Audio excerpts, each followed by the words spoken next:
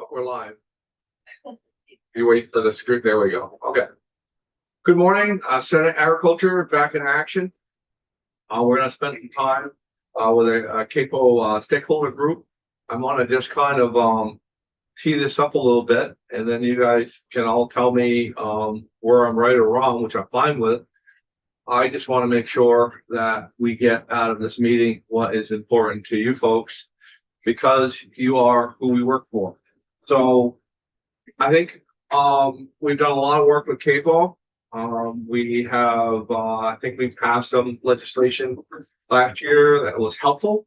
I hope it was. Then we had the stakeholders group, and I followed a lot of those meetings. I didn't attend any, but I followed them, and I thought we were making fairly good progress. But from what I'm hearing and understanding, that the what was discussed in those meetings doesn't seem to be making the final report. And I think it's very important that if we are making a law or laws about farming, that the people that are doing the farming ought to be able to be heard and understood, and that a big part of what we agreed to in the stakeholders report should reflect that. So with that, feel free to tear any of that apart, add to it. Who wants to lead off? Amanda? Amanda, the floor is yours. Thank you. Appreciate that. I want to thank the committee for having us in today. And I'll just do the formal introduction. I think I've met most of you and appreciate your service for the dairy community and ag community in Hold. But my name is Amanda St. Pierre, and I am currently farming with my husband and my two sons, Bradley and Jamie, in Berkshire. I currently serve as co-executive director for the Vermont Dairy Producers Alliance. Our chair is Kevin Curry, and our co-executive is Shannon Hill, who's testified before you guys, I think, numerous times. So I'm here today, though, with the farmer watershed groups and Vermont Dairy Producer Alliance, which is part of a farmer coalition formed as we participated in the CAFO stakeholder group that your committee requested and we appreciated last year. There is going to be a formal report, as Chair Ingalls has stated, and it's currently under draft, and we have been adding input and you know, working through that process. The final report is yet to be submitted, but we have been trying to put in our thoughts as what that should look like. But we are here today to talk about that a little bit and our overall experience, I think, through the stakeholder process and what we learned. You will be getting the formal report soon, I believe. So the question is, why are we here today, maybe before that report is issued? And we are here to present our own findings and requests that you may not see in that final report. There are many perspectives and slants that will be reported. As a coalition, we have shared a letter with you all. You should have that. That was distributed to the stakeholder group, and it will be included as an amendment at the end of the final report that you receive. Our goal today as the farmers that are most affected more than any other entity is to give you a clear insight into what has been happening, what we feel the state CAFO permit should cover, and how we may best move forward in the future regarding managing our current permits, non-discharge, which is with the Agency of Ag, and the CAFO discharge permit, which will be with the Agency of Natural Resources. For some perspective, I want to say that the farmers we represent today began our work on water quality in earnest many, many years ago, long before this recent task of developing a discharge permit. The Franklin Grand Isle Watershed Alliance, which I am a member of, was developed over 20 years ago. And since then, there have been water quality groups, watershed groups that have formed by farmers taking lead all over our state, and they are here today. Investments of millions of dollars in water quality have been financed in part by our taxpayers through grants and federal funds. but the work and the primary payments have been done privately through farmer money and our own personal hard work. What we have done to date should impress you. The results have been proven with the implementation of the required ag practices. The work around the RAPs was collaborative, and our farmers, watershed groups, UVM extension representatives, and the Agency of Ag all work together, and the key work is collaborative. I'm going to just pause, and if you hear background noise, I'm sorry, I'm at the sugar house. So if you can't hear me, just let me know. We're all good. We can hear you. We're all good. You're all good. Imagine that you're despite- working. Well, my sons are. I'm their cheerleader right now. But anyway, despite the historical perspective and the record of continued improvement, we find ourselves at crossroads with conflicting perspectives. Currently, we are out of compliance, and I use that with quotes, without a prescribed federal CAFO discharge permit. There are many opinions on how we got here, and you're going to hear some today, but I want you to understand that farmers are fully and actively participating and willing to do the work required. And that's important to know. But we need help setting a fair timeline, achieve financial aid, and guiding the agency to follow what other states have done to be in compliance with EPA. Farmers agree that there needs to be a discharge permit created under Agency of Natural Resources, which needs to meet the Federal Clean Water Act requirements and satisfies Region 1 EPA. This permit needs to meet those requirements, but should not exceed those requirements.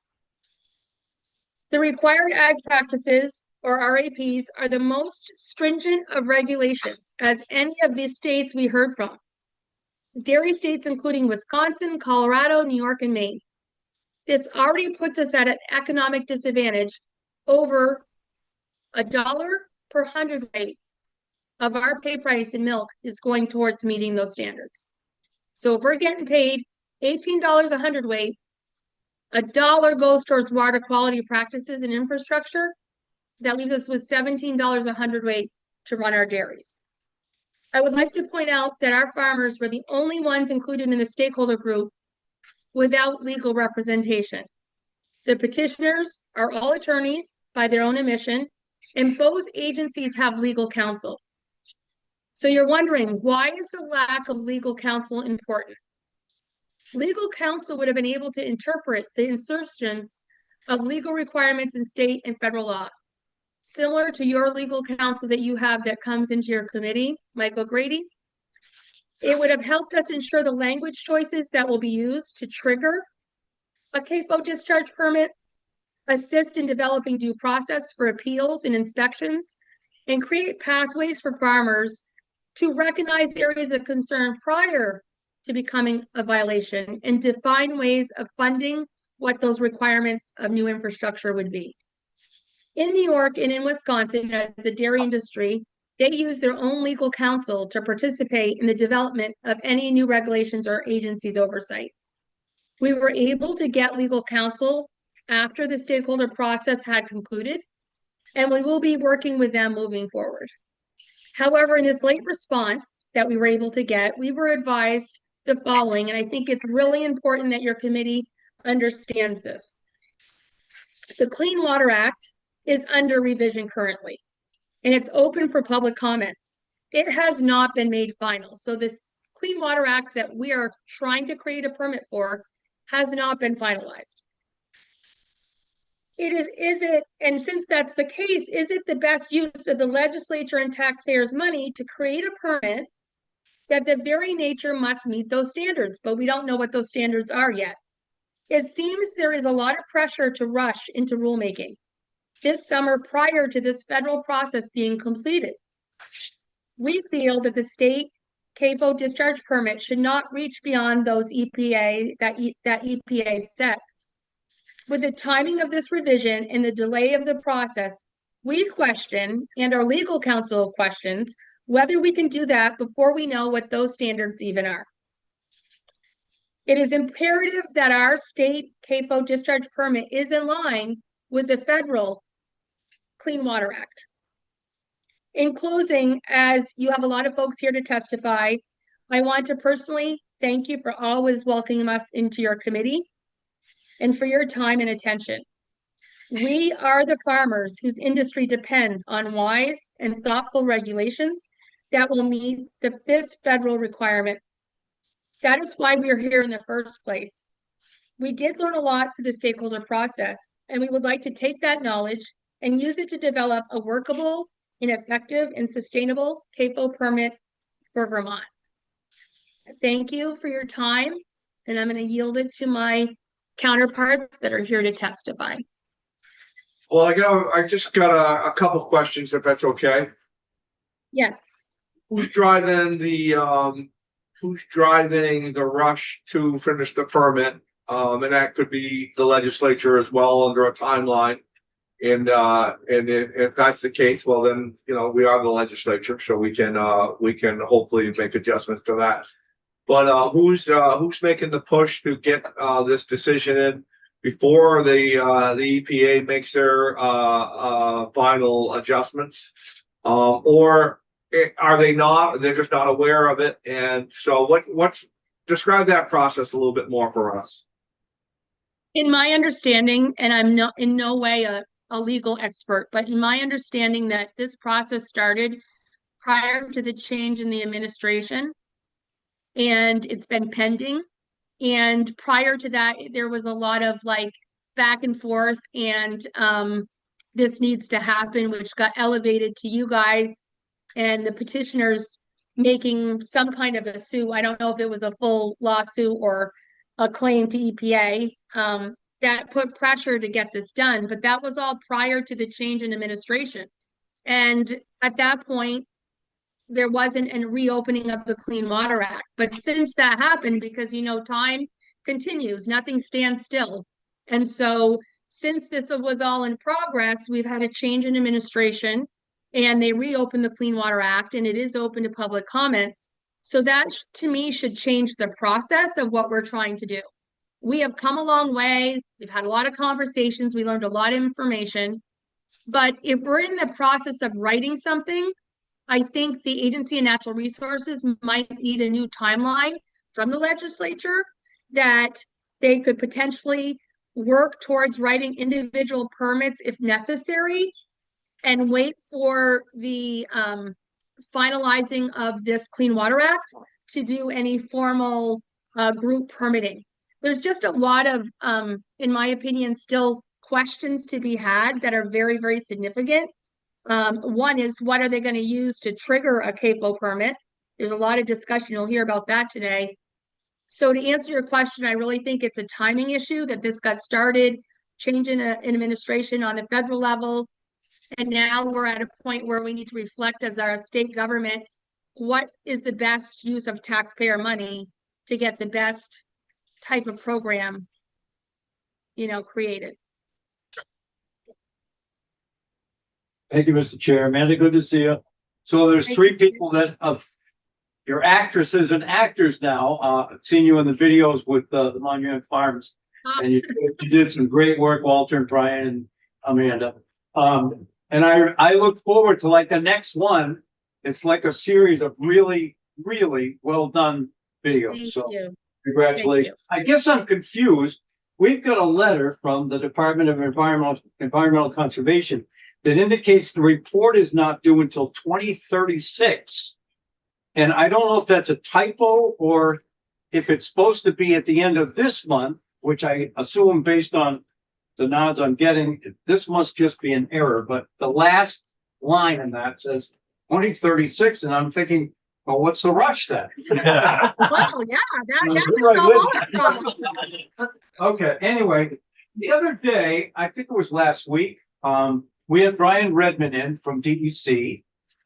And if I'm mischaracterizing what he relayed to us, then I'll stand corrected. He seemed to indicate that there was a group from DEC and a group from stakeholders here that were really like having a lot of fun working together, and everything was great. And am I remembering that correctly? I think you are. That's why. So again, I'm puzzled here. And that's why we have folks in, because we want to Yeah. have both sides.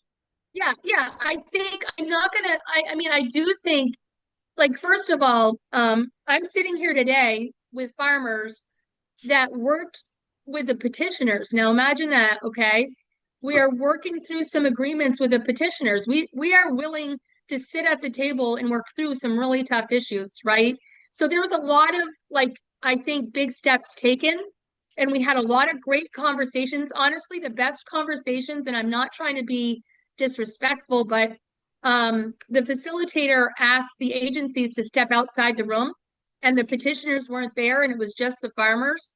And we had some great collaborative discussions, and none of it was we don't want this permit to happen. Like, it was, or we're not willing to do the work. So yeah, I think that's why we're here, honestly, because we felt like we don't want other people speaking for us. It's really important that you hear from us directly, and we're not trying to, I don't think we're trying to say anything that's untrue, or it's from our perspective, and I think we have a valid perspective. But I would like to, yeah, I think that's the answer for you, but I think you're going to hear more from everybody else today, and that should clear some of that up. Senator Hefferman's got a question, and we are going to jump to some other folks. Yeah, thanks, Amanda. And this is for anybody in the room. My concern when we started talking about CAFO was that Vermont wanted to add Vermont's additional water quality standards to the CAFO. And am I hearing that we, as farmers, you're believing it's getting more restricted than what we're seeing in other states? Yes, that's our concern. It's one of our main concerns. We want to be held to the same standards as other dairy industries in other states. We're as valid and as important. We've already stepped up and gone above and beyond with the required ag practices, which will be 95% of all farms in the state will be under those. And really, the CAFO should be only on farms that, in our opinion, have a direct discharge, that need time to correct their issue, and they would follow into this permit. It's not a way of permitting all dairies. And, you know, I think just our work under the required ag practices is so far beyond the states. I don't think there needs to be overreaching in this permit. Thank you. Yeah, I'll speak. Damon. I'm sorry. I'm Walt Gladstone. I'm going to speak to that in my testimony. Why don't we, are you ready to test? Yep. Are you next? Why don't we have you in the chair then? Thank you. Yep. Thanks, Walt.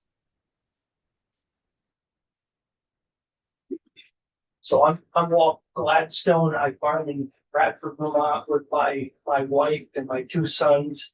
And we landed there. You guys know our story probably from past testimony, so I'm not going to talk much to it. You know, currently we're milking 2,600 cows. I think it's important. I want to share with you. I'm 64 years old, and a third of my life I was on a farm with my dad milking 34 cows. And so I'm here also on behalf of the Connecticut River Watershed Alliance, representing the Farmers Laws Connecticut River Valley. So I'm going to speak a little bit to the process. That's why we're here. I always find it a little chuckle at times, you know, we come here, every one of us, with a different perspective, a different background, a different place, how we were growing up. And I feel like that's kind of like what happened. And I'm so grateful for the fact that we did have the stakeholders group, and we did have all these different perspectives coming from different points of view. And I actually I brought a pair of sunglasses that I bought my wife a few years ago, and they're the ones that, you know, if you look at them, it's always yellow, it's always bright, it always looks really looks, you know, that point of view. And in our meetings, and we had good conversation and dialogue, but as it's already been mentioned, the agencies came from I think these sunglasses represent my thought. And I don't mean to say it sarcastically, negatively, but you know, you get so close to something and you're so passionate about it that, you know, they were defending their point of view. And sometimes it looked like, holy moly. So let me ask you a question. I'm Sure. sorry to interrupt you. Here, that's what I want to get to. Yeah. The final report. Are you being engaged in the final report as far as to how to get there? Are you guys, I mean, I know you've had the stakeholder group and all that, but are you getting your input into this final report? I don't know if that chapter, and I can't tell you that I can fully answer that, but I'm gonna go beyond that and just speak to the Okay. fact that one of the things in the report that is there, but I felt like there's been pullback to this, is it was our recommendation to have a third party. And it goes back to your question, why do we want to have a third party? It's not that all of the guys in this room behind me, we're gonna go cherry pick this third party that'll be lenient and be easy on the farmers. The fact of the matter is the world is so small right now, guys, that we can go across New York State to our fellow farmers and the other guys around New England. In New York State, they have what I would call a very rigorous program. It's been in place for a long time. The fact of the matter is we need time to catch up, because what was happening is you had these two agencies that were doing their job, and we're here because we have to have this CAFO program on a discharge. Okay, that's one of the problems in front of us right now. None of us in this room is saying, if there is a discharge that's going into the waters of Vermont, this needs to be addressed. And every one of us want that addressed as soon as you guys do. And the consumers, the question is, we don't even know for fact what a discharge has been defined as. Mm. So when you say like this, it's kind of like fog. I don't understand it. And oftentimes I almost wonder, like you try to get in someone's head and try to understand what are they thinking.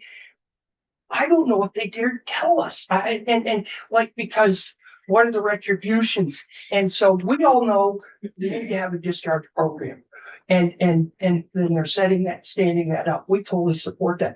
The question is who is going to handle the non-discharge program, and based on the communication. And I say this in no disrespect. I say it from the standpoint, everyone came from their point of view, and we're all going to try to make it better. As far as I'm concerned, right now we're at a reset button. Let's push the reset button. Let's stand back and let's figure out how we can make this better. You guys have really been a big part of allowing us farmers to be part of that. If my dad were alive today, he'd go, I'm proud of what you guys are doing, because I think the farmers are being the ones that really have stepped up to say, hey, listen, you guys can't figure this out. Let's go over here. Let's listen to what New York State potentially done, or this Jennifer from the federal program. Let's put something in place that I wanted to say three things at probably front beginning. The three words that I want you to remember for me are clarity, time, and money. And that clarity card is, we need to know what's expected of us. So one of the things is we have these different, so I want you gentlemen to understand this term. We talk about standards and practices. I might be out doing the way my farming is, but someone may come along and say, your practice is not up to snuff. You are not meeting this certain level of compliance. Well, someone has lifted the gate. I used the parallelism I was thinking to make so you can understand. It's like building a fence. I'm not a great fence builder. But, you know, are we going to have 3 strands or we're going to have 6 strands? How far apart are they going to be? How tight is it going to be? And then next thing you know, someone behind us says, oh, no, it's got to be 8 strands because the deer are going to jump over. So someone decides, oh, at this point in time, we need to take a different angle to this.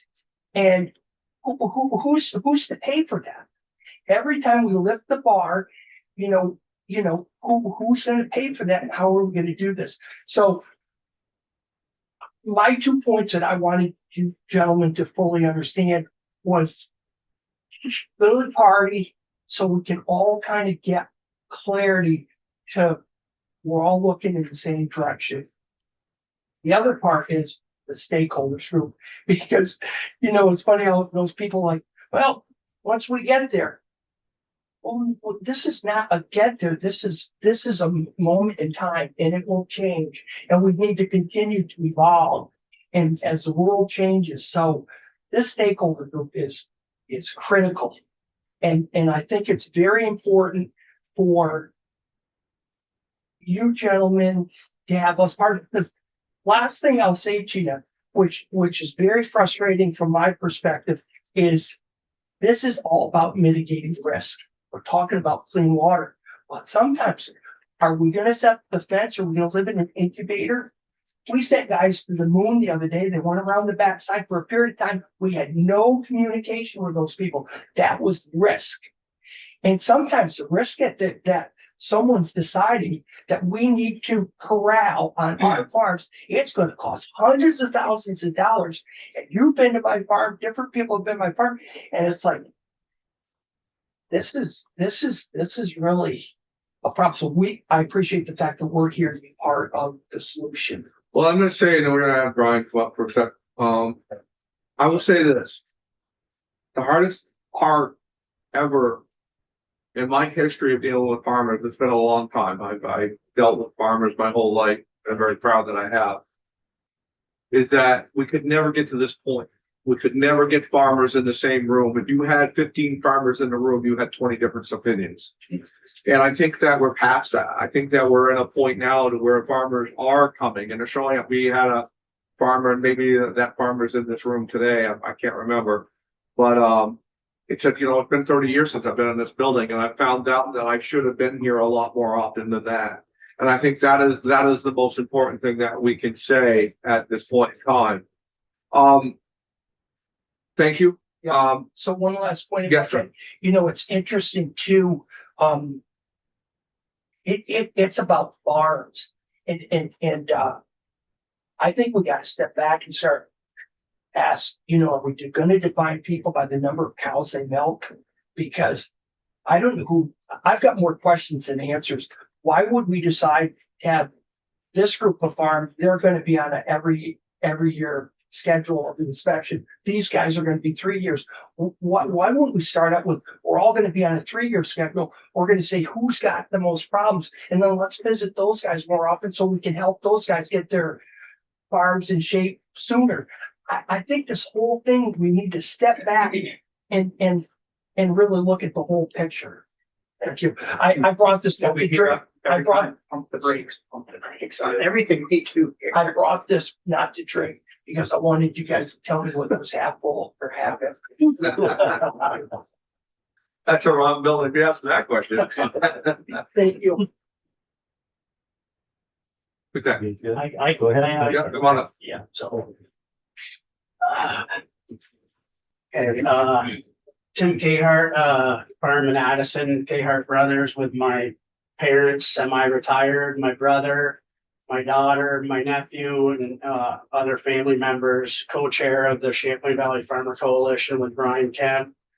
I guess I would start by kind of trying to, I don't know that I can keep up with Amanda and Walt's articulate way of speaking, but I would tell you that I had a little apprehension about participating in the stakeholder CAFO meetings because of time restraints and distance and frequency and all these other things that make my life busy. I would tell you that after probably 3 meetings, I felt pretty humbled to be in the room with the people that I was in there with.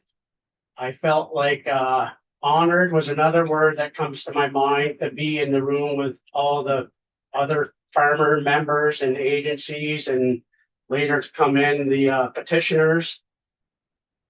Good dialogue happened when we were allowed to have dialogue. I would say that we felt heard somehow towards the end. I would say probably like 3 or 4 meetings from the end, as we're going around the room, we heard about the inspection processes. We heard about the lack of clarity. We heard about how my inspection varies from another farm's inspection. We heard different inspectors, round robin, this person, that person. The meeting prior to that, we had a presentation from a lady in Colorado who was this third party. And it kind of hit me like a brick wall. It was like, here's a person that you can take all this noise out of agencies that we have been involved with in their ability to work together could not be more clear to us in that it was a struggle, and we felt we've all heard it. The kids in the ugly divorce, we're doing what we need to do, but we're not sure who's in charge and what the rules are.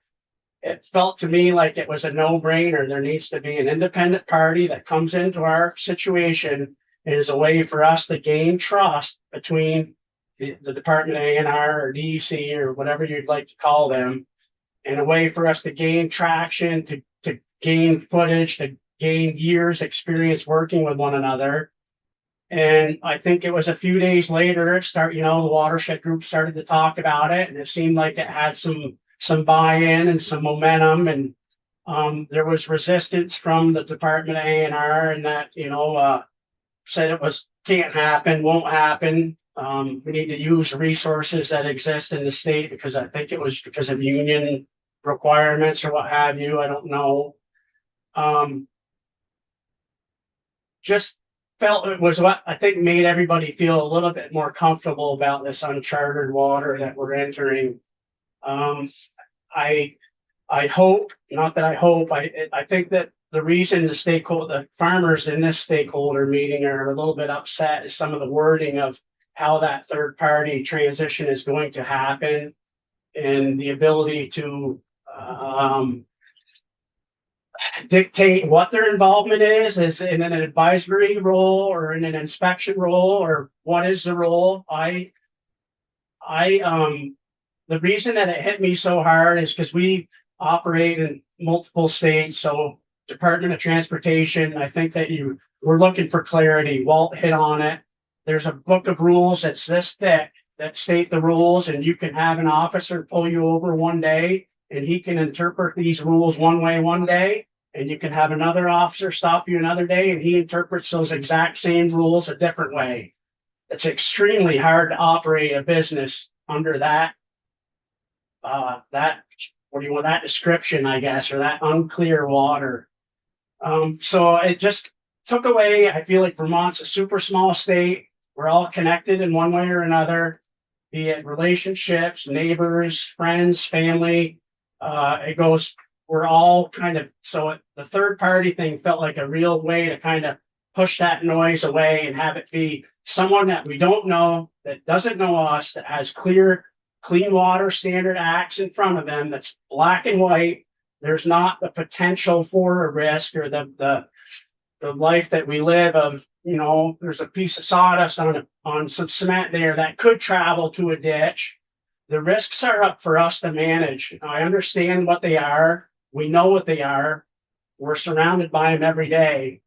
It's a hard way to farm, having that fear under you all the time, not knowing whether that's going to be a problem or not, or on the day of an inspection. And the other thing that I would like to hit on a little bit is the money that comes behind it. Like farmers have stepped up to the plate and have done their job. That's going to be the struggle going forward. I think Julie Moore, about that. Sorry to interrupt you. I don't want to lose your train of thought. Yeah. I thought that Julie Moore had a great statement on there that said basically, and I think I've got this right, farmers single-handedly have been the people who have mitigated the phosphorus from the Lake Champlain. Made it sound, that she was giving you credit for that, and I hope that's what's coming out through the stakeholder process that you folks are being recognized in that way. And the other thing is, I think it's very important for this committee to understand is you're in here for a reason, and you guys are all telling your reason. So I'm not saying that we're not getting, but this is what we really need to understand before you leave. We need to understand is, where do you think, and you're telling it, but keep telling us, where do you think it's going off the rails as far as this final report, or is it or not? Are you being listened to? Do you think that, or are you fearful that it's or you don't know. You just don't know where this final report's gonna come to. So we need to understand that so that we can attack that a little bit better. Yeah, so I appreciate everything Julie says, and I think she's spot on. I think the little bit of the disconnect in is maybe the feeling that I think we all share, and that we're constantly under attack or under scrutiny or being looked at more stringently than, you know, shall we say Burlington or municipalities that have issues that go untreated, unfixed.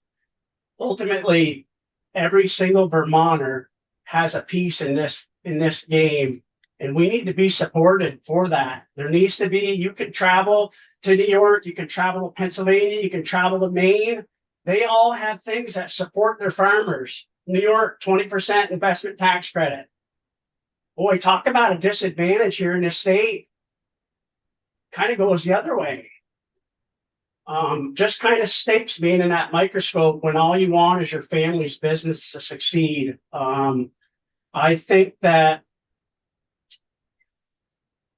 the lack of clarity, or so we've asked numerous times about seeing this actual permit, and we got told just reference the MFO. It's the closest thing that we have. How are we supposed to agree to that? We haven't even seen it. We demand, not demand, but we ought to get the respect to at least see what we're agreeing to. After we've been let down numerous times by what other agency, or like been kept in the dark or told, you'll find out, you'll find out. It's like, no, the time to find out is before it gets written in the rules. That's as clear as I can be about it. Well, I think that's very helpful to us. Thank you. So, yeah, Appreciate your time. no, appreciate your time.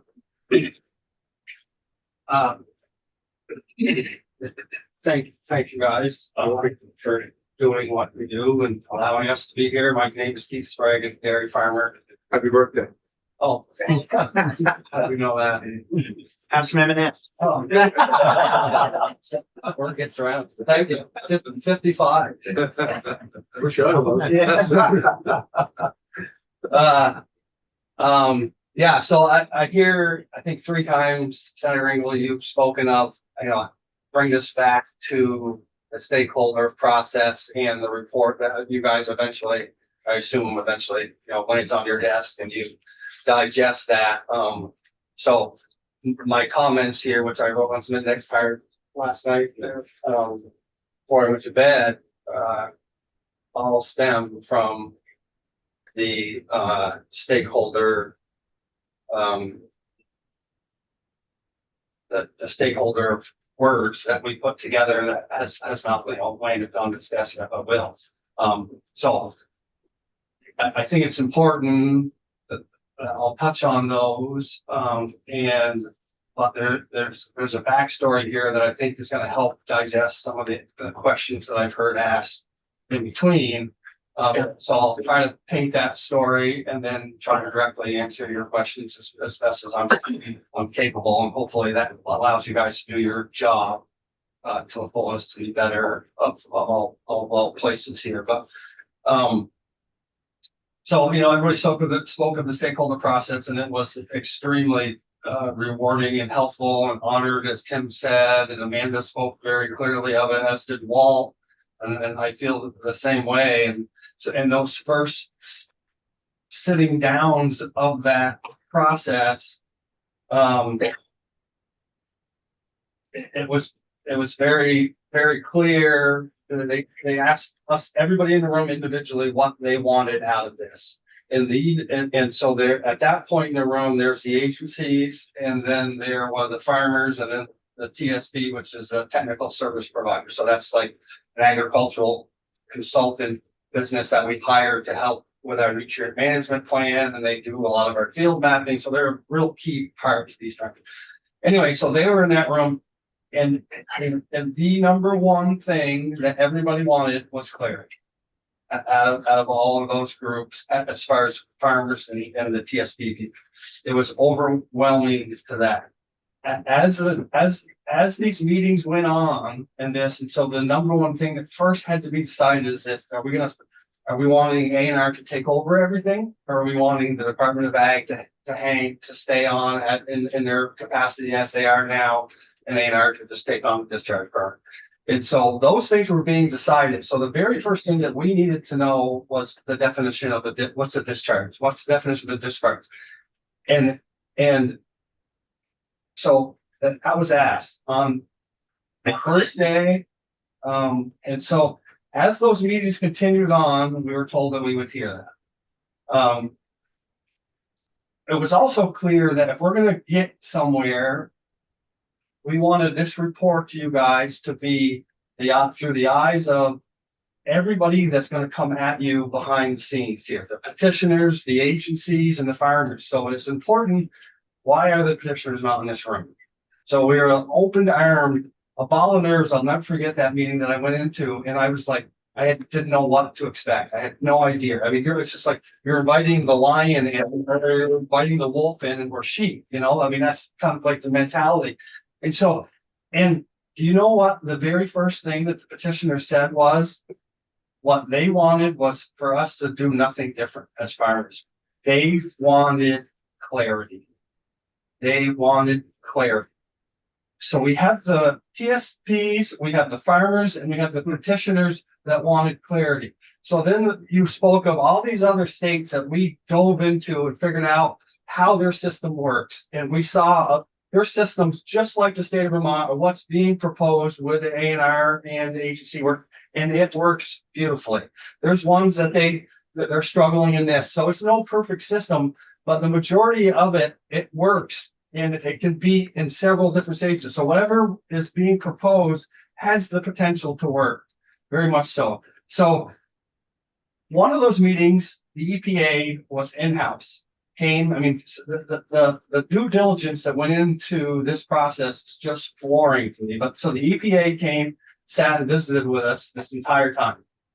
This is one meeting, not the entire time, but they were there several hours. And what we got out of that meeting was finally, you know, it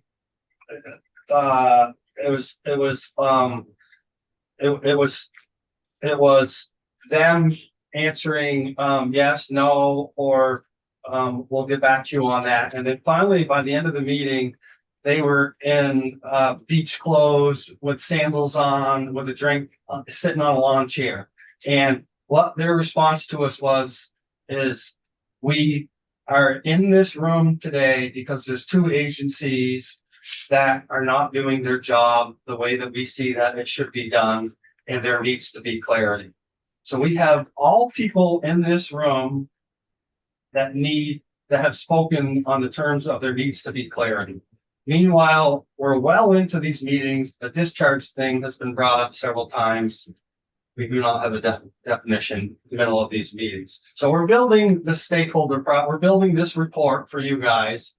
And throughout that process, I spoke of, the first thing that we had to get over, and it took half of these meetings to get to where we had it defined, was stakeholders wanted we decided that we wanted two agencies, right? And I'm going to tell you one farm story that made it of why we wanted two agencies. So I had an LFO inspection several years ago, and all was beautiful to my liking, to both agencies' liking. All was good. Got a letter from the Department of Ag saying all things are good. This was an area of concern. All minor things. About 60 days later, I got a letter of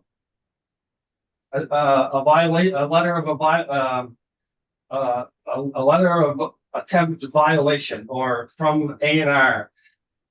That LFO inspection was 5 years ago plus. That alleged violation letter has not been settled yet. Okay, this is one farm struggling to address an alleged violation 5 years later, with the utmost earnest attempt to solve has not been solved yet. One farm, one story. Okay, farmers have a lack of trust for the Agency of Natural Resources system.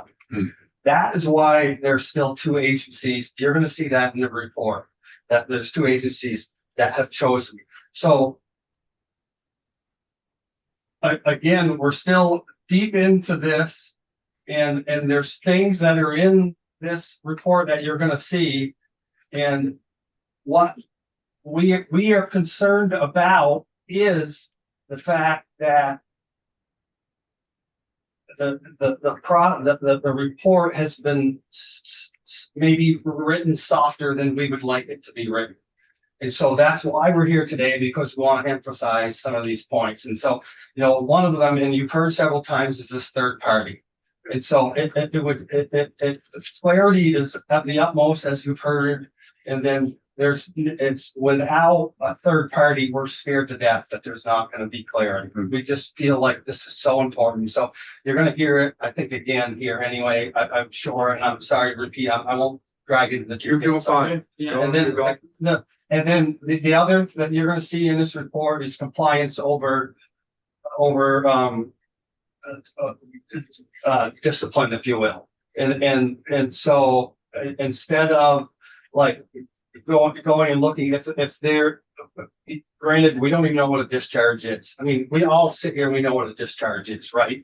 But we're getting vibes that a discharge may be, well, if it has potential to discharge, that's going to be maybe what a definition of a discharge is.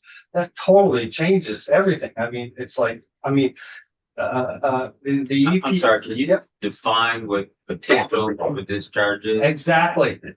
We would love to have had you at our thing. Exactly. Exactly. Thank you for asking that question. Your hand is a big. And no, Yeah, because so you the know. answer to that is no, I can't define that. Okay. We've asked that. It's on top of when our answers were like, yeah, well, maybe if it has potential to discharge, that's gonna be, you know, the definition of the discharge. And then, okay, what's that gonna do? It's just, anyway, I don't wanna, I wanna get to answering you guys' questions. And you've heard this one already, the discharge permit not to exceed EPAs. And then, you know, as Amanda, and so there's definitely energy imbibed in the room that knowing the state's level, like they already have a water quality regulation that's higher than the federal, like we all know that, right? So this is like fearful it's headed in the same direction. We want to just emphasize the clarity of that, and because of the softness of it's written in the report that you're going to have. Obviously, the definition of the discharge, you've heard that repetitively. The agency does not have standard operating procedures. You know, we have, I mean, you guys, I'm sure, have all been businessmen or know of businessmen, but it's like you can't get past first base without SOPs here. No, I mean, and then a compliance schedule is loosely written within that system, and I think it's vitally important. And then the other is money, as you heard. And so it's like we sit here a little bit kind of like there's a part of me naturally is like, okay, I'm sitting here in front of the Senate House asking for money to run a business, but we got to back things up several generations ago before the RAPs and before the required agriculture or RAPs. There's the AAPs. I can't remember the definition of those. Accepted ag practices. Because even before that, there's language and statutes in the state of Vermont that the farms are here before the people that are demanding water quality. And so therefore, we're gonna up that water quality, and the farms and the taxpayers have to share that cost. So that's why that all is to this day. So it's in statute, it's in language that we are to receive taxpayers' money to help with this process. And so just a little quick background there, if you can, and then I'll wrap up my conclusion here is the Agency of Natural Resources, Department of Ag, facilitators, all shared with us near the end of the stakeholder process, and that had been the most engaging and informative and just surprising process of a stakeholder group that they had ever been experiencing. And there was even a question of, well, is this your second one or something like that? And it wasn't. I mean, this, people spoke that they've been through many of this process. Honestly, it's my first one, so I don't know the difference. But I do know that there was a dozen farms, that poured everything they had into it. And I do know the agencies did the same thing. And I do know the petitioners did the same thing. At the end of the day, nobody, farmers included, petitioners, and the agencies all want clean water. We want to work towards that. And then, so if I think what I want to leave you with is, when this document is on your table, is to take it seriously.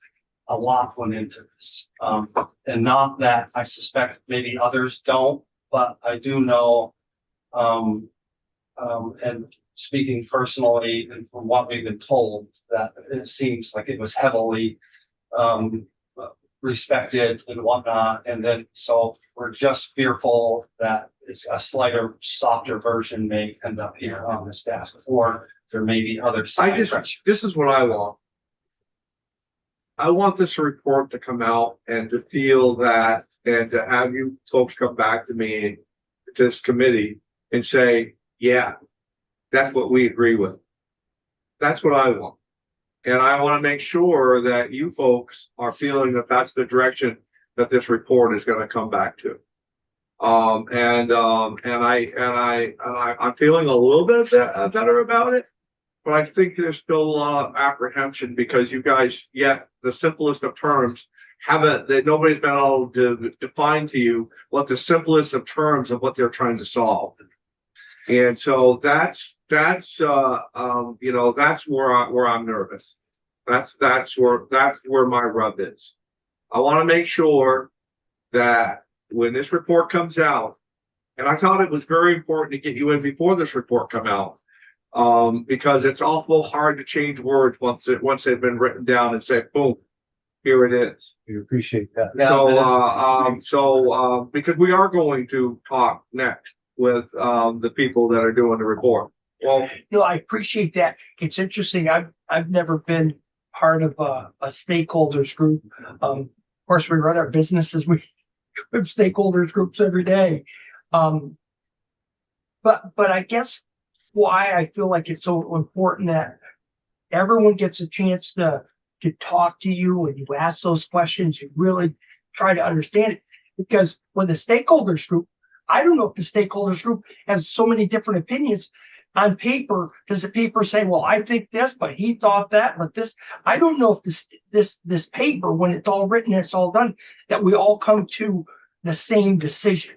So I think that's part of this important communication too. I don't know, because I don't have that experience, but I share that. That would be my concern.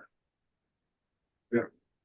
And I don't believe it has to all come on the same decision, but when you read it, like you said, definition of discharge. That's one thing we want in this report.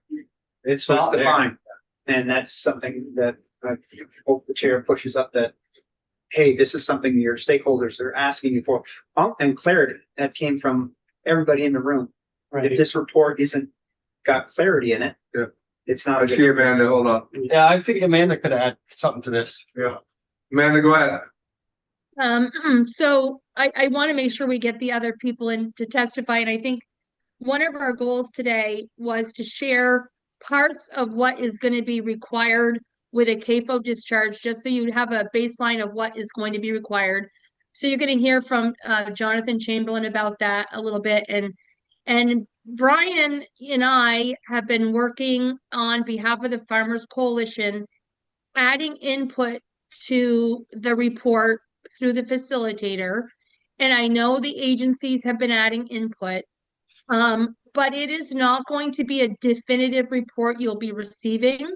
It is going to be trying to capture the essence of conversation that came out of the stakeholder group and the many different scenarios that were discussed, and that there were several areas that were not fully agreed upon. So I think it would be important if your committee has a certain type of report you want to see.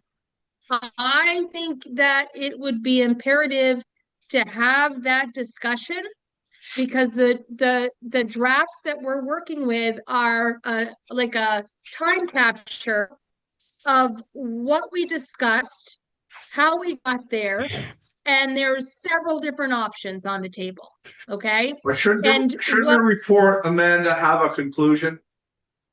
We can't come to a conclusion without the clarity, and the definitions, and the process of what is being, what they're pitching. We haven't been included in any of that, so Okay. we don't want a report that comes out with a definition, and that's why we wrote our letter that I shared with you, because there are ideas that we feel very strongly that can help, that we are almost insistent upon happening, but we don't need, like, this is a discharge permit in which we were told directly from a staffer that a trigger could be a potential. And basically, and I'm getting kind of into the weeds, and I want Brian to really do the recap on this, but there's a lot of concern for the farmers, and that is why we're here and wanted you to hear our perspective. And there's a lot of things in play above and beyond just developing these permits that I think have to be addressed in between the two agencies, and you've heard that already in other testimony and probably behind the scenes. But just specifically on the report, that is not the report that I'm seeing on in draft form. So I think if you have an idea what a report should be, you might want to be having some conversations before they present it. And I know there was an interim report put out by ANR anyway. You guys have seen that. But I mean, just word choices in a report can mean many different things. And that was our concern, is that they give so many options and so many examples. Somebody could take that report and say, well, it was discussed in the stakeholder group, so must be there was consensus, okay? And that really is why we're here today, to let you know that while we did a lot of great work and there was a lot of good information, I don't know as we can really have consensus until we see what a draft permit would look like and have it analyzed. Does it meet the clean water standards? And first and foremost, what is going to trigger farms to have to get this permit? Okay. And what is it going to cost I for get farms to it. have to achieve? I get it, Amanda. Let's get the rest of the folks in here. Mr. Frank, are you all set? Have you said what you wanted to say? Yes. Okay. Thank you. Happy Thank you birthday for to the you. birthday wishes. I have a sense of where it came from. This name's been mentioned in here a few times. Welcome. Morning. Morning. Jonathan Chamberlain, live in Addison, Vermont. Technical service provider. So I've worked with a lot of producers in this state that are under a current no discharge permit, an eligible medium farm, certified small farm. That's what I spend a fair amount of my time doing. And I guess I just want to follow up, and I have notes, and I think I'm going to kind of not follow them very well to try to answer your question. This report. So, we've been discussing this report, and I kind of think you're getting the opinion, starting to see that it's big. There's not a lot of certainties. There's not a lot of things that these producers can take home and say, this is what I'm going to do. This is what I need to do. And so I think part of some of the things that we want to hit home is the importance of some of these things that are in there and how they need to be followed through by you guys, hopefully with real solutions and ways that this group can come back and basically work with the stakeholder group. I think it's a critical piece, as these things aren't getting defined and as these questions aren't getting answered, these producers want certainty. You've heard this from everybody. They want to know what's expected of me, and then how are we going to address these concerns? Jonathan, do you think that this report, when it comes out, is going to have definitive things that say that you will and shall and you must? Do you think that that's Not what that I've this report's going to say? Not that I've seen. Okay. I think it's going to cover a lot of things, and like Amanda said, it's going to capture the breadth of the discussions and things like that. But I think the groundwork that's kind of laid in this report, taken the right way, can really mean a lot of things and do a lot of positive things for water quality and ensuring the success of this industry in this state. This watershed, this working group, water quality working group, you know, the ability to be able to have this group with some meat behind it, right? You know, it's one thing to say, you know, we're all going to meet, we're going to talk, kumbaya, and then when we leave the room, yeah, we took it in advisement, right? You know, this group can sort of in that water quality working group get some of these answers and drive to get answers and help have a stake at the table to get answers and make sure those answers are achievable, right? I mean, everybody wants to do water quality, but they need to have a goal. They need to have something that they could achieve. Thank you, Mr. Chair. Other states, like New York, we heard Colorado, I think. Meaning. Which one? Wisconsin. Wisconsin. Do they have a definition? Do they have clarity in Yes. their, Yes. And you talk about this third party group, the training, if you can get that definition, which, you know, New York has a group, if you want to reference, they have a water quality group of basically producers, industry, environmental groups, state agencies, extension, or their universities, land grant university participates in. And as these things come up, they can address them. And it's a standing committee that actually the agencies take advisement from, work with, they come with collaboration, and they get things done. And there is stakeholder buy-in, because that's one of the biggest things I think is, you know, these producers have done a lot. They've made major investments. They've done a lot of things, as you heard from Secretary Julie Moore, you know, and these guys want to keep doing that, but it's got to be something that can be achievable. And I think without some guidance and without some direction, you know, I think it can be lost. And, you know, if you think about a definition, a direct discharge. Well, in theory, that's kind of a simple question, right? Or a simple directive, but we live in a world that isn't very black and white, right? You know, there's black on one side, white on the other, and a million miles of gray in between. And so, you know, I think that's what these producers, you know, my notes as I wrote these last night, consistency and clarity are critical. You know, this third party coming in and setting up protocols and procedures for agencies to follow so that if you have one inspector one year and you have another inspector the next year, it's consistent. The criteria they're looking at and the criteria they're evaluating your operation under are the same. They find something, they can make a decision. They don't find anything, it's over. You don't have to worry about 6 months later getting a certified letter from the AG's office saying that we found this. How can it be that an inspector leave and a producer not know they have an issue, right? I mean, it seems pretty reasonable. are they non-confrontational that way?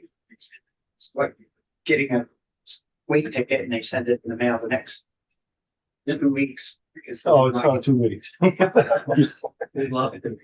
So I don't know how much more you want me to go into, but I really just want to emphasize that, you know, this report's gonna have a lot of broad spectrums.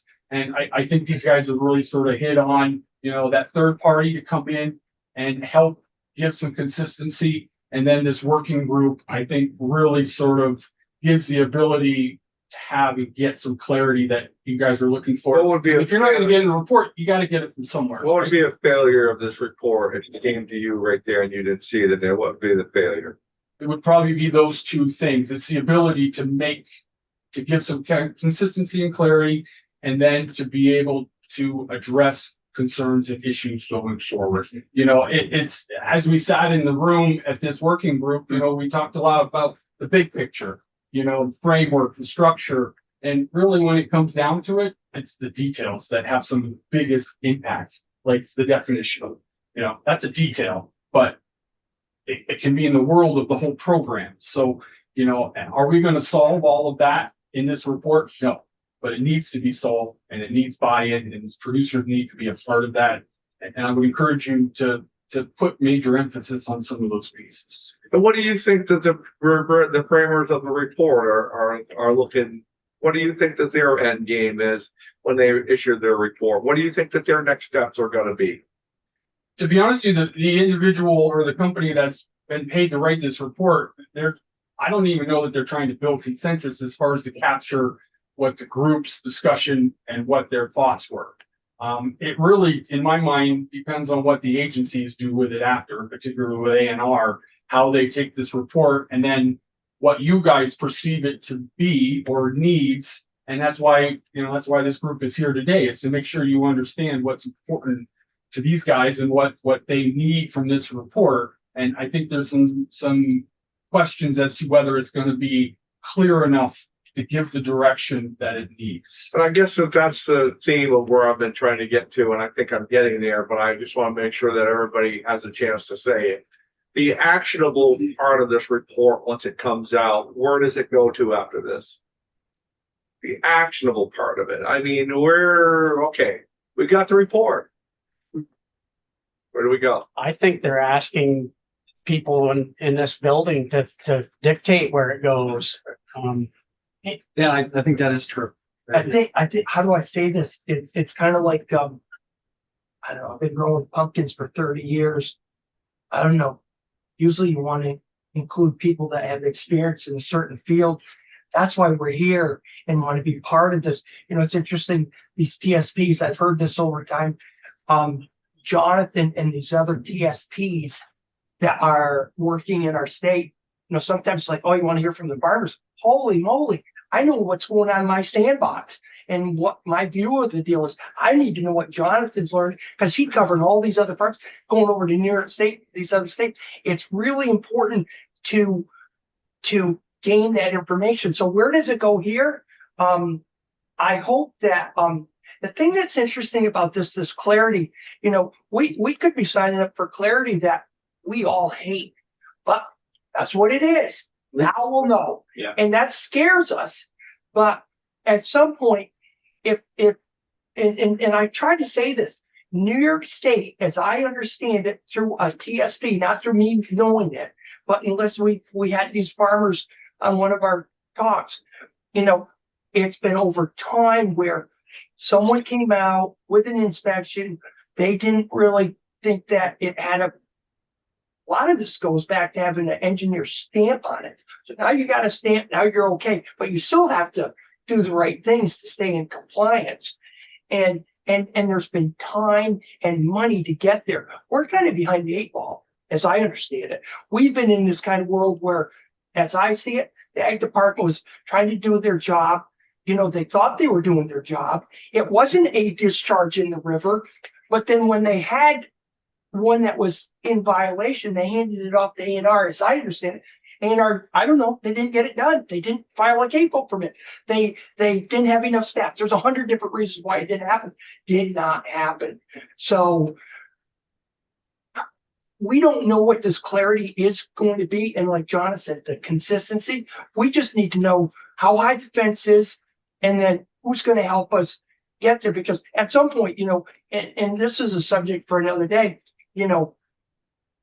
if the economics over time that we're such a competitive disadvantage, there just won't be many of us. And I've thought about this. I've wondered, I wondered why now Connecticut and Massachusetts have got these programs. Oh, now there's just so many less farmers. We can afford to support the ones that are left. I don't know. We 5 years away from that? I don't know. It's kind of like, let's get ahead of it so we can still be out there doing our job. Yeah. Thank you. Who's next? I would just add to one more statement to that clarity Jump on thing up here. that I don't, Okay, or you're fine, too. yeah, so the timeliness of, like, we asked for, that the inspection happens, and this past year we had both of agency ag inspection, we had an ANR inspection, we had an EPA inspection. I had received reports back from the agency. I received a report back from the EPA. I don't know. Do I care that I didn't receive one from ANR? I say this with a grain of salt because I feel like I'm sticking my neck out a little bit as an individual. But there is something about that. I'm hopeful that this third party situation, they can leave my farm that day and I know where I stand, and I don't get a certified piece of mail 6 months later in the mail that says my buffer was 1 foot short of being in an acceptable measurement. Come on. Why couldn't the third party be the ANR? Agency of Agriculture. I don't know. Because I think that they've been poked in the chest also with the job that they're being accused of being our advocate, but also the regulatory arm. So by nature, there's a conflict there. They're trying to support us. They're also trying to, enforce us. So I think people outside of that window, there's something there that they can poke at. Yeah. I can't defend it. Jeff on the screen. Yes. Yep. I'll give it a shot. Try to keep time short. Good morning. Okay, we're getting wound down here, so if you. Yeah. Go ahead. Thank you for hearing us this morning. My name's Jeff Sanders, and I work with the Farmers Watershed Alliance, a watershed boots on the ground water quality people for the last 20 years. The group has existed, and I've been involved with them since 2010. And through this stakeholder process, three things have become clear to us that I'd like to share. First, I want to give you just a touch of background, just to kind of paint the plate there. Over the past decade, Vermont has made historic commitments to its waters. According to the Clean Water Initiative 2025 performance report, the state and its partners have invested over $755 million in clean water projects since 2016. This has been a massive public and private effort and has addressed critical issues across all sectors, from farming, municipal roads, wastewater infrastructure. The FWA and its farmers have been on the front lines of this effort, implementing over 50 projects, everything from barnyard runoff to aeration to improve water infiltration and reduce runoff. We understand the responsibility the farmers carry under the EPA's phosphorus TMDLs, and the data proves that the farmers have delivered. As of 2025, the agricultural sector accounts for 83% of the total documented phosphorus reductions in Lake Champlain Basin. In the St. Albans Bay segment, which is very polluted, they've met or exceeded the implementation targets, with 74% of the critical acres now managed under nutrient reduction practices. The farmers are and were the first responders to society's call to take action long before other sectors could even mobilize on this scale. This reduction was achieved while receiving only 16.5% of the funds. By most standards, that's an outstanding return on investment. You got 83% of the reduction with 16.5% of the funds, which also means all the other sectors contributed 17% reduction while getting 84% of the funds. And I say all that to say that the farmers have been diligently working and contributing. But however, now we face a significant shift. The EPA is requiring a new layer of regulation, the CAFO permitting program. Well, it's not new, but they are forcing the state of Vermont to address it, which is fair enough. While these permits have a role in high-risk scenarios, we are deeply concerned about compliance versus conservation trade-off. A discharge permit issued by the Agency of Natural Resources, as we understand it right now, will require expensive engineering certifications to prove that a farm does not discharge. And this transition presents three major risks to the farm and to Vermont's water quality. The first is financial diversion.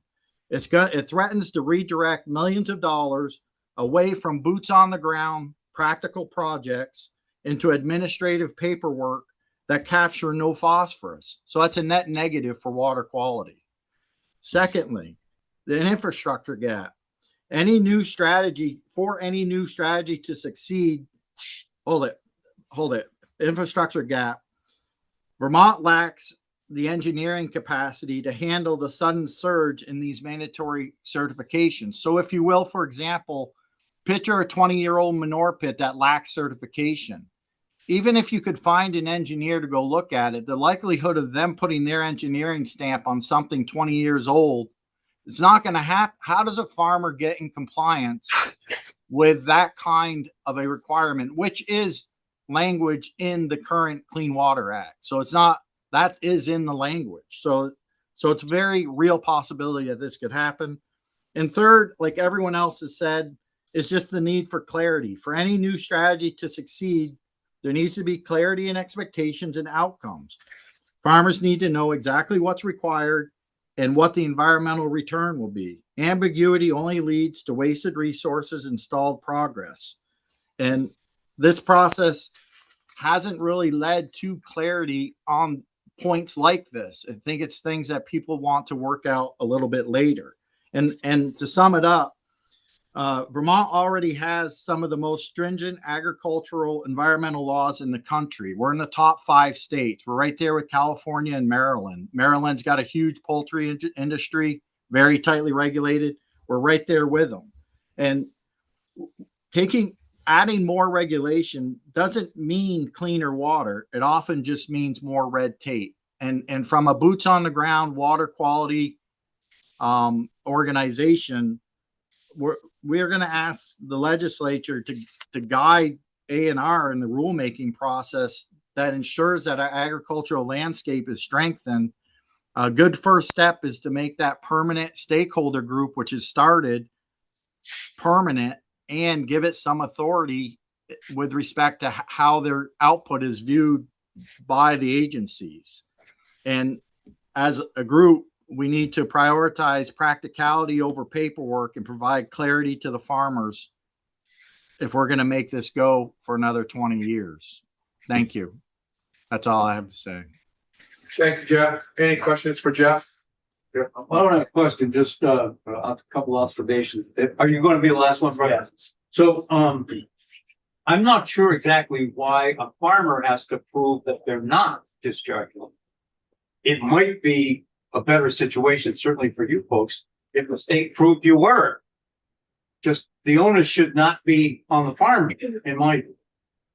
It's also interesting that, again, if you're going to involve somebody, it's kind of like asking a brain surgeon the best management practices to fix a muffler on a 1967 Volvo. They're just not equipped. You should be the people that should be able to answer, hey, we all want to get to the same point. We want the best water quality we could possibly get in Vermont. Here's how we think we could do that. And it should be a back and forth. I really like Jeff's idea about having the stakeholder group stay in, and I'm getting 3 things out of all this: clarity, time, and money. Right? You said I should remember that. I'm trying to remember that. And maybe even definition, which could be other clarity or consistency is the first thing. I think the Agency of Agriculture should be the people in place for a non-discharge permit, and A&R, obviously, because that's what they do, and a permit. So those are the first 2. And then this third party, I think, is a great idea. And to Senator Heffernan's point earlier, if there's already existing language from other states, we don't need to reinvent the wheel. Exactly. That's it.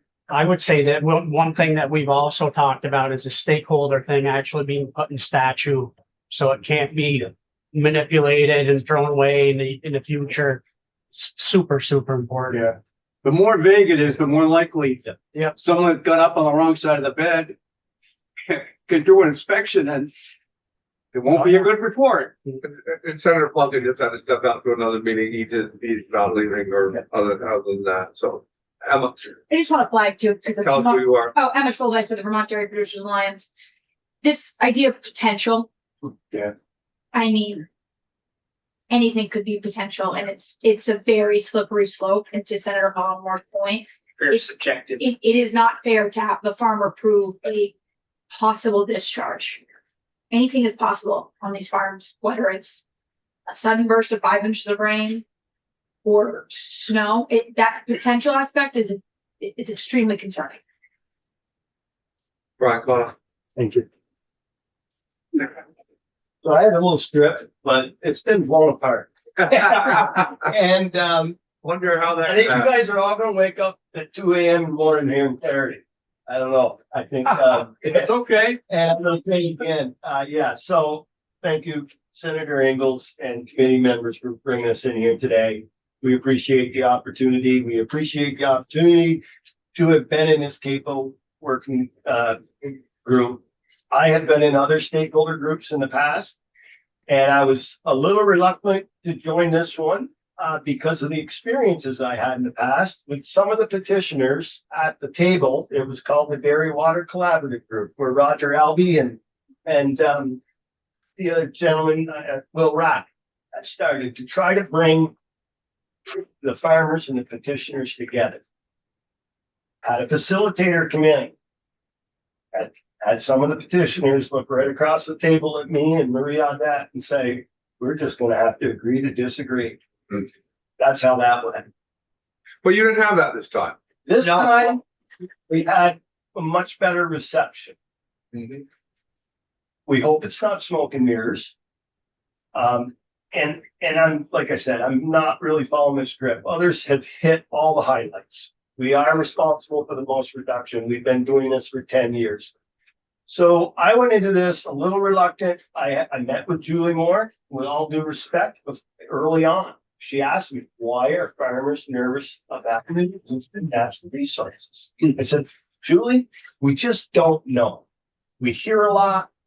We have a comfort level with the ag agency. We built relationships with them. We know for the most part what to expect. Not all farmers have had that good experience as others have, even with the ag agency, but you work through them. A&R, we don't know what to expect.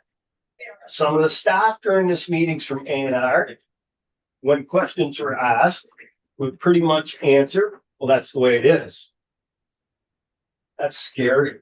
Yeah, we had some discussions about that. That's scary. This report, as for this report, you're not going to get the answers you're looking for. The petitioner, the facilitator does a great job. I worked with him on the paper performance program several years ago. He's very experienced. He does a great job, but it's his job to do as somebody else said. Here's what was discussed.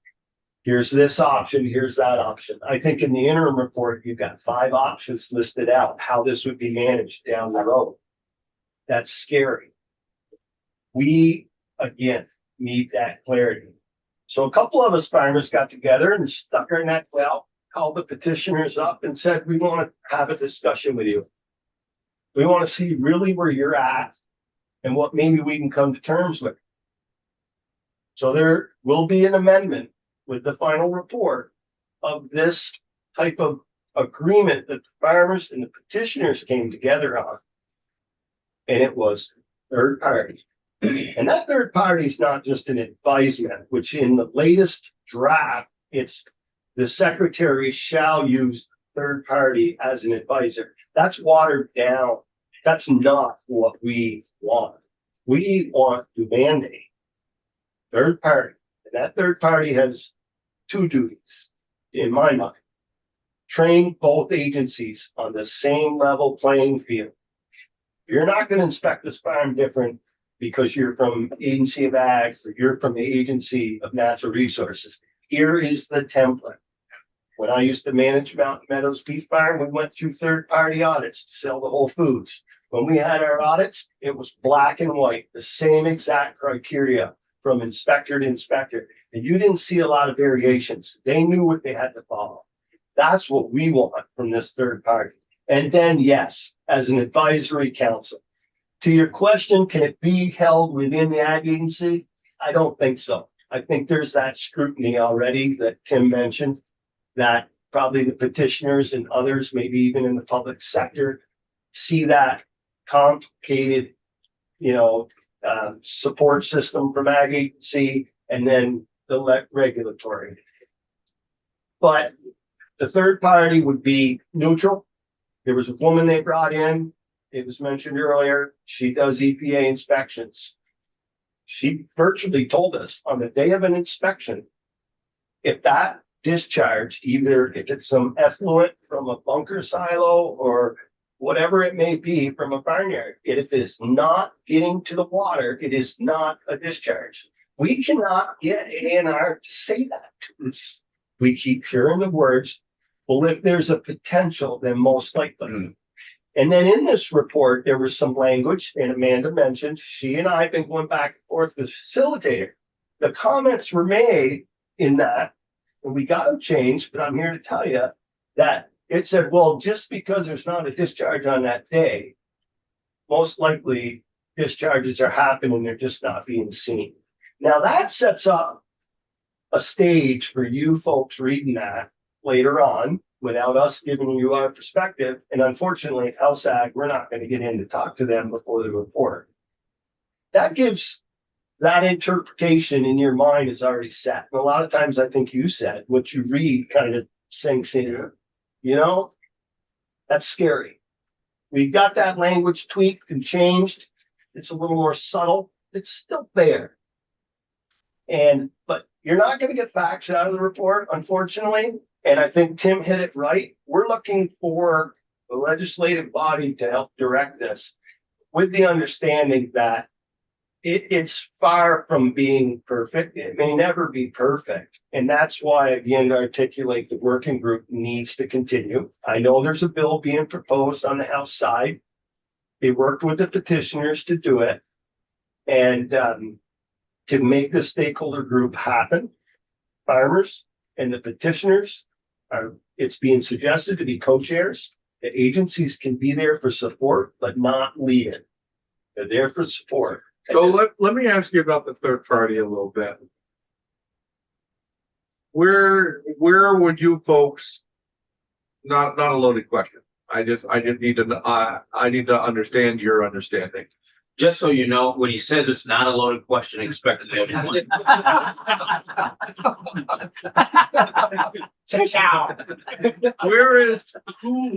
Who's going to pay for the third party? Where do you see the funds coming from?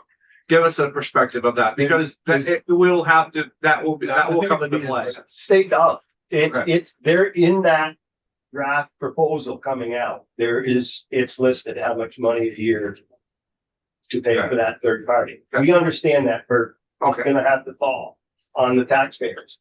But I think somebody else said it once before, you know, all taxpayers in this state benefit from ag and forestry. Do they not? No. And isn't it time We that agree. maybe for what they value and for what tourism values coming in here, that some of that burden, it's time to start some type of fund, and that's beyond us farmers. That's way beyond us. We need the clarity. We need an appeal process written into this thing. It just can't be mandatory. There's got to be an opportunity for farms to be able to stand up and appeal it. If they're in violation, they're in violation. But sometimes in those gray areas, I mean, it's the appeal process happens in every sector of the way. Right. I agree. We gave you that letter. We submitted it to you. I would say read that again when this draft comes out, please. And you will again hear what you're hearing today. The third party, the discharge needs to be done. Then the bigger part that I'd like to just hit on, and I know we're tight on time, but when we met with the petitioners, us farmers, we said, what can we come up with for a plan that's fair and equitable? As far as one agency taking over or two, there's a lot of concerns about the agencies. We all know the history. I think we gained some ground on that. I think we beat that horse enough. And I'm hoping maybe the governor has heard it and will help that situation maybe. Can I stop you there for a minute? I've already wrote the note. I think it's very important that the agency of agriculture stays involved and the enforcement doesn't go 100% to ANR. Thank you. Thank you for saying that. Where everybody's at. And I think farmers feel that way also. I don't think any of us want to see it all go to ANR. And if it has to eventually, at least what we proposed is in 5 years, we reassess, meaning the stakeholder group is still inactive and we're working on this. And we reassess at that time to see where we're at, what's working, what's not working, and then make that decision. We got the petitioners to give us the thumbs up on that. That's huge. Who's the petitioners? CLF, BNRC, Lake Champlain Basin and Citizens Advisory Group. Sure. And they all four agreed to that. Sure. Give this process 5 years. And I'll go even further on third party, and I know it means more money. But in that year, we propose in 2 years at least with them for trainings and advisory. But maybe that ought to be thought, we carry it out to the 5 years so that they're part of that assessment in 5 years. And they're still in the loop. Yeah, go ahead, Steve. Question, would the farmers be willing to keep the depot permit and stuff in price if that went for paying for the third party? You know, I think, I don't want to speak for everybody. Say it again. We're trying to take away the fee from the MFOs and. Oh, okay. All right, if we say we're gonna keep those fees, but they're gonna go to a third party to help afford an inspection. I don't with farmer. Personally, yeah, I would. I was quite surprised by that. And it's appreciative, you know, that people are thinking that way, but I'd rather have it go to good use like that and still pay our annual fees personally, but others may feel different. So that transition, I'm sure we'll get that transition period is critical. During that transition period, we need to, you know, if we're found to have a discharge on the farm, we're gonna get thrown into a discharge permit once it's developed. And in that 5-year plan, the petitioners have outlined, they wanted an outline, they want to see progress. They did tell us it's not farmers, it's the regulation process that's been the problem. And someone mentioned that, you know, if A&R receives a complaint and from the ag agency, a violation. Well, in the last 8 years, there's been like 190 of them. And I don't think there's been that many cases looked at. So I asked the petitioners, why do you have such faith in A&R taking over all, because they initially wanted A&R to take over the whole thing. And they said, well, we know it's not perfect, but we just feel like if we keep the ag agency in there and A&R status quo 2.0. And I said, well, we have to work to correct it. And hopefully we can build that. Yeah, I'm not gonna to myself agree to do anything because what happens, here's what happens. We lose A&R in there, you lose this committee.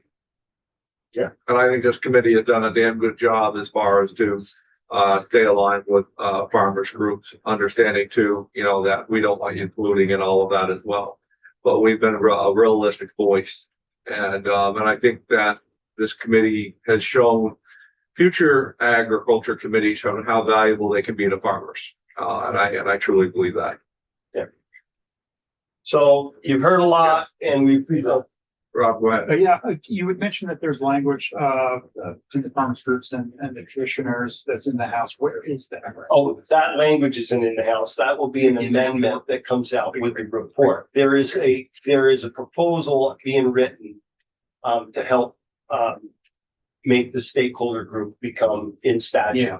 We've heard there's some pushback from A&R about it being done in rules. We all who have just enough a little experience to know rules can be changed and statutes much more difficult. We would appreciate it in statute. So that language is in the appendix to the report, or is that? That language is just being drafted, I believe, right now as we speak on the House side. I believe it's in the House Ag. Yeah, Okay, in the House we side. can see that. That would be good. Yeah, I think it's, Yeah. I'm not Even sure if when it's they a were draft putting it form. out, but it's being proposed and there is a funding mechanism in that for the third party, but I mean, we could also have that discussion. I think some of the farmers in this room already said, you know, they'd be fine with paying our things. So just to wrap up, because we respect your time, farmers have been committed and spent substantial time with the working group, but also nights and evenings, and special meetings, and Zoom visits, and it's just been a great experience. We couldn't have done it without our partners from UVM and the TSPs. And we need to keep that going. We need them on the stakeholder group as well, not just farmers and petitioners. And even the conservation district should be involved because in some parts of the state, that's the representation for the farmer. If they're not in a watershed group like we are. And then I just want to say at the end of the day, we want to be part of the solution. However, we just cannot support a system that creates such significant financial or regulatory pressure that it risks pushing agriculture out of Vermont. Yep, we agree. Thank you. The thing throughout the, last couple hours has been, to me, obviously the clarity part and your understanding that you're willing to, what you have to do, your understanding that you're willing to work, and you just want to know what to do and how to do it. So, Amanda. Yes, and Senator, I just want to point out, we don't quite yet know what we need to do because they haven't finished the Clean Water Act revisions. Right. Right. I'm just saying that's what you want to get to. Right. Yes. And how to do it. And then if throughout the process, if there's something that you're not doing, to just tell you what you're not doing, and you'll make adjustments going forward. And that's incredibly reasonable. And I think we need to get there. I think probably more than anything, I appreciate you coming and telling us. I've said, and Senator Ingalls has said numerous times, that we are your advocate. We do work for you. We try our best to make that come to fruition. I would just add trust and confidence in that process. Yeah. Clarity, trust, confidence with all of us. The process is, the trust in it is key to. So, everybody spoken who wants to speak? Sir, you? Good, I'm listening. I'm the director of the Watershed Management Division. Okay. Madam. Just their turn. So John's important. Yeah. So, we want to thank you. I want one last bit of call to action. It's been touched upon already. I'm not trying to throw any other committee under the bus, but we are getting pushback about the governor did step up. Probably surprised you all that he thought of you in the way that he thinks that your LFOs and your MFO permits are too much of a burden right now, and that he'd like to reduce that. We do have an appropriations committee that's fighting that a little bit, so call to action to that. If you were to get hold of those appropriation members and let them know how important even this little bit of dollars could be to you, that would be helpful. So that is on. We're actually doing the lobbying for you on your behalf, but on your behalf as well, it'd be very helpful if they heard from you. And your little young lady right over here can help you with that. Emma can help you, and give you some contact information for that. So I would make sure that you let your voices be heard on that, like rather real soon. I'm just curious, we look at this committee as allies. And of course, you're learning from us, from our experiences. I often wonder, I feel like a very naive question, like, who else should we be talking to? Because I feel like sometimes, this is like we're coming in to talk. Your representatives, all your representatives. So I think that is as important as we can say. I mean, you guys are a large, diverse group from a lot of different areas, and there's many voices that you can get inside of this building. I think the most important people that you can talk to are the people that you elect to come down here and represent you. Thank you. I think that is, if you did that, you're reaching the people that you need to reach. Act 181 as well. Yeah, Act 181 is a very big thing that's going on right now. Well, good. Well, I want to thank everyone for taking the time. Very helpful to us. We have some more work that we've learned today that we will continue with.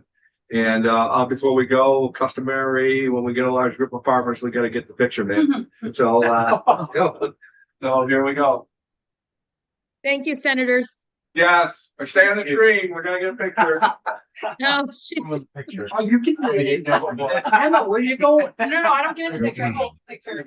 Really? Yeah. No, let's get right in here. We gotta Oh. look. I always feel like I'm in a I would just. Whoops. There we go.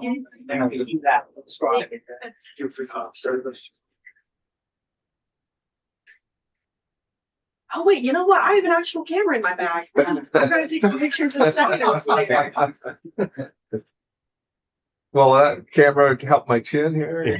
Probably get it right on Okay, let me- for you guys. Photoshop a little bit. Photoshop a little bit. Okay. Some of you guys cheat and have beard. Okay, here we go. Oh, look at that. Oh, thank you. Thank you. Thank you. Thank you. Thank you. Yeah, thank you. Thank you. Thank you. Thank you. Thank you. Thank you. Thank you. Yeah, thank you. Thank you. Yeah, thank you. Yeah. Hey, thanks, well.